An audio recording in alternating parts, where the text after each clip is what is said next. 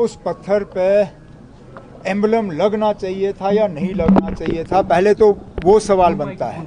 मैंने अभी तक किसी भी मजहबी दायरे में, किसी भी फंक्शन में इस तरह का एम्बलम का इस्तेमाल होते हुए नहीं देखा है।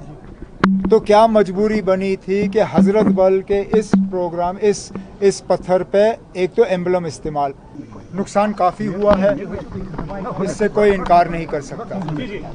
लेकिन अल्लाह ताला का लाख लाख शुक्र कि एडमिनिस्ट्रेशन, चाहे सिविल चाहे पुलिस, ऑनरेबल एमएलएज के साथ मिलके उन्होंने वक्त पे जो कदम उठाए, जो लो लाइंग एरियाज से लोगों को इवैक्यूएट किया, जो इमरजेंसी शेल्टर में रखा, उससे कम से कम जानी नुकसान से हम बचे। माली नुकसान को हम दुरुस्त करेंगे, इसके लिए मरकज़ से एक ख़ास टीम जो है उनको भेजा जा रहा है।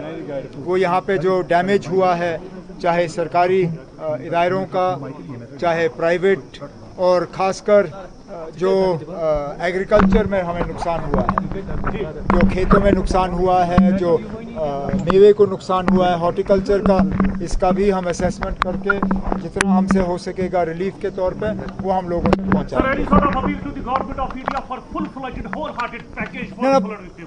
टीम गवर्नमेंट ऑफ इंडिया से जो है एक टीम भेजी जा रही है, उनसे जाहिर सी बात है हमारी गुजारिश होगी कि जितना वो हमें दे सकेंगे रिलीफ के तौर पे वो दें, ताकि उसका सही इस्तेमाल हो। Sir, madam Mufti urges you to take matter with the CM center के जो जहलिम पैकेज के तहत 1630 करोड़ रुपया लाया गया महबूबा मुफ्ती ने, तो वो अनयूज्ड है।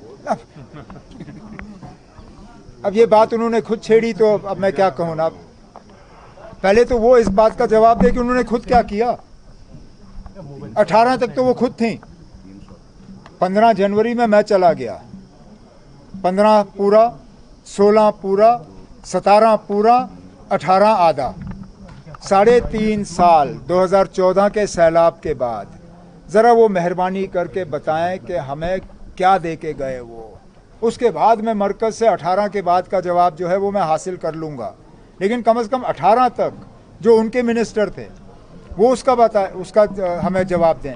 जो कैबिनेट की सब कमेटी बिठाई गई थी, जिसमें अल्ताफ़ बुखारी साहब और बाकी मेंबर थे उस कैबिनेट सब कमेटी के, उस कैबिनेट सब कमेटी का जो उनकी फाइंडिंग्स थी वो दबाई क्यों गई? ये अगर उन्होंने उस वक्त सही काम किया होता, 2014 के सैलाब के बाद अगर सही तरीके से ड्रेजिंग की गई होती, अगर सही तरीके से फ्लड चैनल का जो है कैरिंग कैपेसिटी बढ़ाई गई होती, अगर यहाँ पे जो पंप शेड बनाने थे अगर उन पे काम मुकम्मल किया गया होता, आज शहर का ये हाल नहीं होता। तो चलिए, मैं ये बात कहने वाला नहीं था, लेकिन अब उन्होंने खुद ये बात छेड़ी तो हम अब मजबूर हुए जवाब मांगने। पैसा तो आया था, पैसा आया था, उस पैसे का इस्तेमाल कहाँ हुआ, अब उसके लिए हमें जवाब मांगना होगा। सर, कल हजरत बल में स्टोन जो है उसको पत्थर से तोड़ा गया, दरअसल रवि ने प्रेस कॉन्फ्रेंस दी, तो इसके बारे में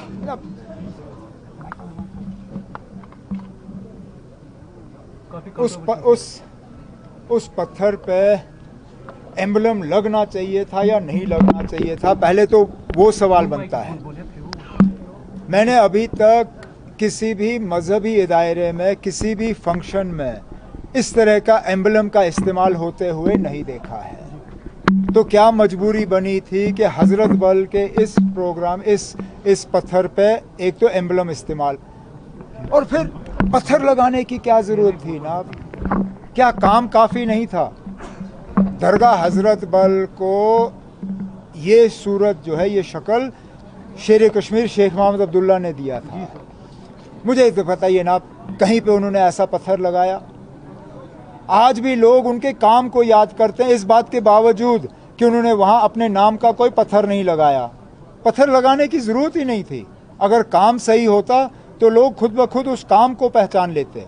अब चलिए, उन्होंने गलती की, हो गया, नहीं होना चाहिए था। तो सर, पीएससी लगाने पे उन्होंने कहा कि पीएससी लगना चाहिए।